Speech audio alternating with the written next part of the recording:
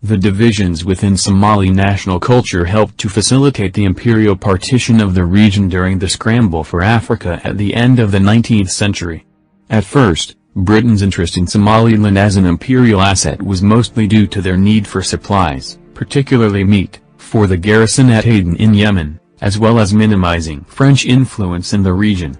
The British used their allies, the Italians, to aid this objective of preventing French expansion. France had an active interest in the Horn of Africa and was actively seeking to gain more power in the area. Several treaties were signed between the British and Somali clans, ostensibly guaranteeing the independence of the Somalians, but also pledging that they would not allow any influence from other foreign powers over their territory. 16. By 1884 3 British vice-consuls were established on the Somali coast. Both the French and the British quickly expanded their influence, and in 1888 they negotiated an agreement that divided the northern coastline into two sections. The region today known as Djibouti became a French protectorate, and the area to the east became a British protectorate. Meanwhile, Italy was claiming territory inland from its colony of Eritrea and further along the coast to the east of the British sphere. In 1892 the Sultan of Zanzibar agreed to cede several major ports to the Italians, cementing their control of the region to the south.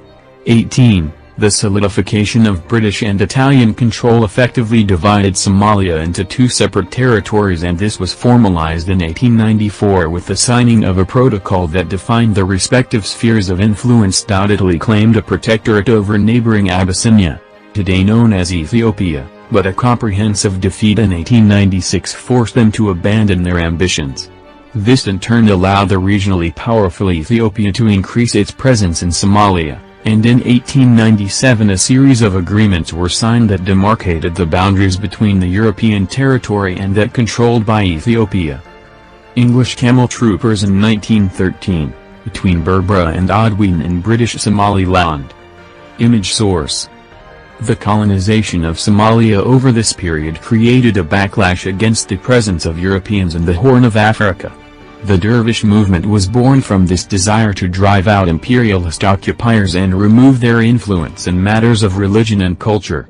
The leader of the Dervish movement, Sheikh Mohammed Abdel Hussein, set out to raise an army to recapture land from the British, Italians, and Ethiopians, and form an Islamic state. By 1900 Hussein had gathered a sizable number of adherents and was strong enough to begin attacking Ethiopian encampments. The following year a joint Anglo-Ethiopian expedition of almost 17,000 men was dispatched to defeat the Mag Mullah, as the European press had dubbed him.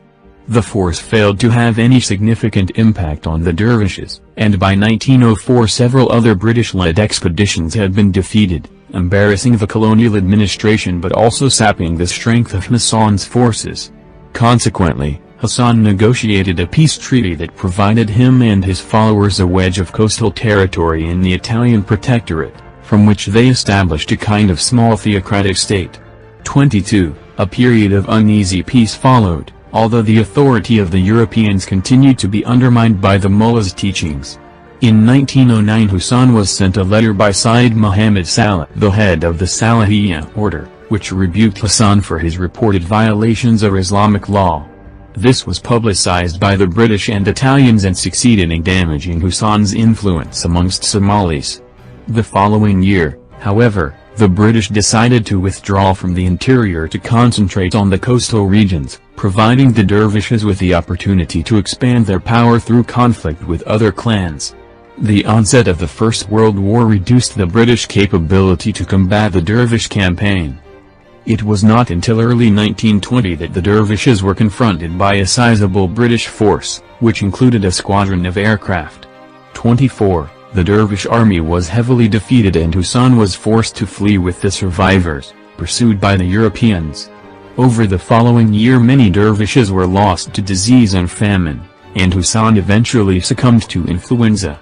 Although the dervish movement ended with his death, their achievements against the better-equipped foreigners made Hussein into a national symbol of political and religious revolt against the imperial invaders. Following the destruction of the dervish state, Italy sought to extend its influence in Somalia, but was met with fierce resistance by many local clans and tribes. The growing influence of fascism in Italian politics was implemented in Somalia by strongly differentiating the natives from their Italian colonizers. In 1934, Italian forces invaded and conquered neighboring Ethiopia, which had long been coveted as a colonial asset. In the early stages of the Second World War, Italy also drove the British from their Somaliland protectorate and unified the territory, creating a short-lived Italian African empire. However, as Italy's fortunes in the war changed, it lost control of Somalia and the whole region came under British control in 1941. After the end of the Second World War, the conditions in Somalia were favorable for the emergence of a modern nationalist independence movement. There were several reasons for this. The resettlement of Somali soldiers and population growth in urban areas helped to create a new political awareness and dissatisfaction with the colonial presence. La Grande Somalia, created by Italian expansionist fervor, also encouraged Somalis to fight for a pan-Somali state that transcended the borders imposed by the colonialists.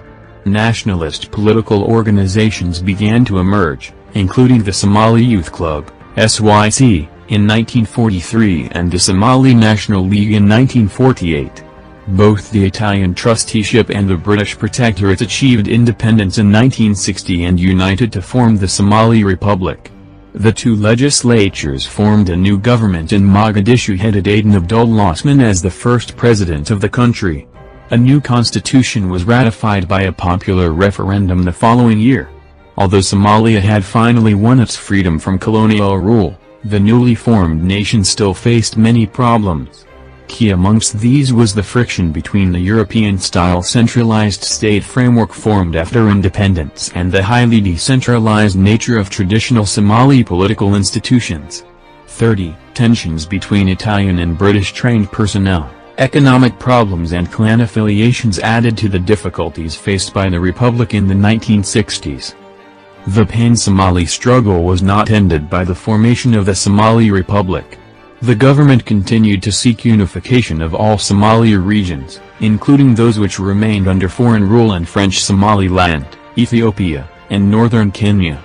The 5-point star at the heart of the nation's flag was designed to represent these three areas, along with the two already unified in the new state. 31. The pursuit of self-determination for these regions caused friction between Somalia and Ethiopia, and between Somalia and Britain, who refused to consider the wishes of Somalis living in northern Kenya. It also damaged Somalia's standing amongst African nations at the height of Pan-Africanism, in which Kenya and Ethiopia played key roles. In 1967 a new president, Abdirashid Ali Sharmark of the SIL, was elected and formed a new government under the premiership of Muhammad Haji Ibrahim Magal. They undertook a fresh approach, putting less emphasis on an aggressive pan-Somali agenda and instead seeking to improve relations with Somalia's neighbors. Whilst this had some success, the policy was unpopular in some quarters and was seen as a capitulation. When the SIL won all but one seat in the 1969 election and effectively became a one-party state, the opposition to the government's growing autocracy became more extreme. On 21 October 1969 President Sharmark was assassinated by his bodyguard and a week later the government was overthrown in a military coup. Officials were detained, the constitution was suspended, political parties were outlawed and rule by a Supreme Revolutionary Council was established. 32. The commander of the Somali Army, General Mohammed Siad Barre, declared himself president and head of the new Supreme Revolutionary Council. The Somali state was renamed the Somali Democratic Republic. Although the military government continued the pan-Somali policies of the civilian administration, it distinguished itself by adopting a national program of scientific socialism, literally meaning wealth sharing based on wisdom coupled with a vehement denunciation of tribalism. Siad Barre worked to present himself as a man of the people, and he was able to develop a form of leadership cult that portrayed him as the victorious leader of a popular revolution. The Somali state became increasingly autocratic as the military consolidated their authority. The Somali foreign policy under Siad Barre's rule was focused around the reunification of all Somali regions, and the leadership was prepared to move beyond diplomacy to achieve this. The regime was forced to abandon its claims upon new independent Djibouti in 1977, after the country voted overwhelmingly to remain separate from Somalia, but there was still determination to reclaim the Ogaden region from Ethiopia.